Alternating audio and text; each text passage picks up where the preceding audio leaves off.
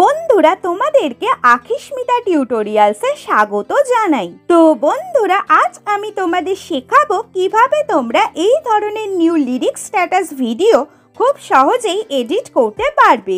আর এই ভিডিওগুলি এখন কিন্তু ইনস্টাগ্রামের পাশাপাশি ইউটিউবেও খুব ফেমাস।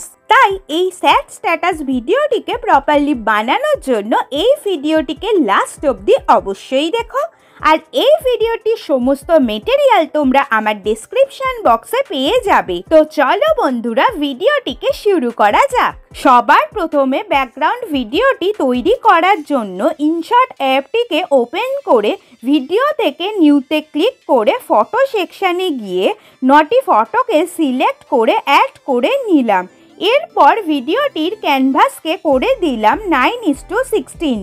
এইবার ভিডিওটিতে সং অ্যাড করার জন্য অডিওতে ক্লিক করে মিউজিক সিলেক্ট করে মাই মিউজিকে ক্লিক করে দিলাম। মাই মিউজিকে ক্লিক করার পর আগে থেকে সেভ করে রাখা ফাইন্ডিং হার সংটিকে সিলেক্ট করে নিয়ে ইউজে ক্লিক করে দিলাম। মিউজিকটি অ্যাড হয়ে যাওয়ার পর মিউজিকের ডিউরেশন অনুযায়ী ফটোগুলিকে অ্যাডজাস্ট করার জন্য ফার্স্ট ফটোটিকে সিলেক্ট করে ডিউরেশনে গিয়ে এই এডিট অপশানে ক্লিক করে 3.9 সেকেন্ডস করে ওকেতে ক্লিক করে দিলাম।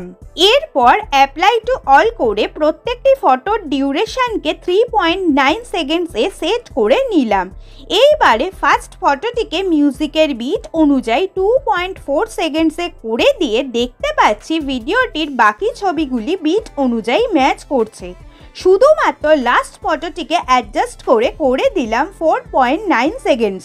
এরপর পিআইপিতে ক্লিক করে ফটো সেকশানে গিয়ে এই শ্যাডো এফেক্টটিকে সিলেক্ট করে ফুল স্ক্রিন করে দিলাম এবং এফেক্টটিকে ভিডিওর এন্ড অবধি সেট করে দিলাম।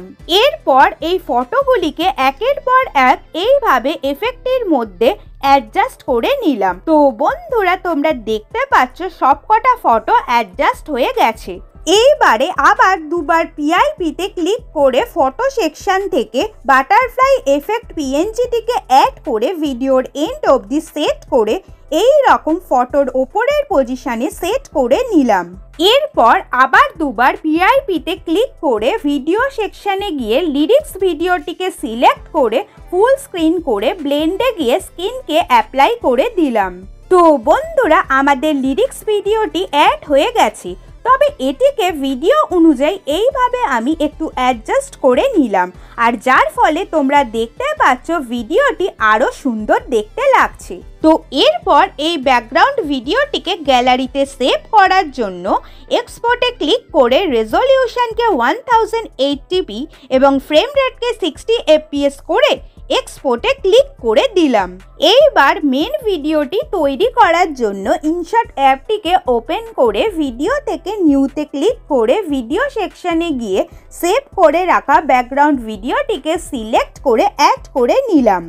এরপর এই ভিডিওটিকে প্রত্যেকটি ফটোর ডিউরেশন অনুযায়ী স্প্লিট করে নেব, অর্থাৎ এই দুটো ফটো যেখানে জয়েন্ট হয়েছে সেখানে পয়েন্টারটিকে সেট করে স্প্লিট অপশানে ক্লিক করে দিলাম।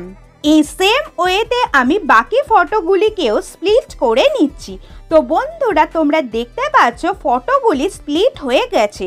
তো এইবার ফার্স্ট পার্টটিকে সিলেক্ট করে এই পার্টটির একদম ফার্স্টে একটি কি ফ্রেম সেট করে নিলাম এবং কি ফ্রেম সেট করার পর ভিডিওটিকে এইভাবে আমি নিচের দিকে 70% ঢুকিয়ে দিলাম। এরপর এই পার্টটির একদম শেষে গিয়ে ভিডিওটিকে আবার বার করে ওপরের দিকে 70% তুলে দিলাম, আর তোমরা দেখতে পাচ্ছ এর ফলে এই পার্টটির একদম শেষে অটোমেটিক্যালি একটি কি ফ্রেম সেট হয়ে গেছে। তো বন্ধুরা তোমরা দেখতে পাচ্ছ ভিডিওটির ফার্স্ট পার্টটি কি সুন্দরভাবে রেডি হয়ে গেছে। এবার সেকেন্ড পার্টটিতে ঠিক অপোজিটটা করব আমরা, অর্থাৎ সেকেন্ড পার্টটির একদম ফার্স্টে একটি কি ফ্রেম সেট করে নিলাম এবং কি ফ্রেম সেট করার পর ভিডিওটিকে এইভাবে আমি আগে ওপরের দিকে 70% তুলে দিলাম। এরপর এই পার্টটির একদম শেষে গিয়ে ভিডিওটিকে আবার বার করে নিচের দিকে 70% ঢুকিয়ে দিলাম, আর তোমরা দেখতে পাচ্ছ এর ফলে এই পার্টটিতেও একদম শেষে অটোমেটিক্যালি একটি কি ফ্রেম সেট হয়ে গেছে।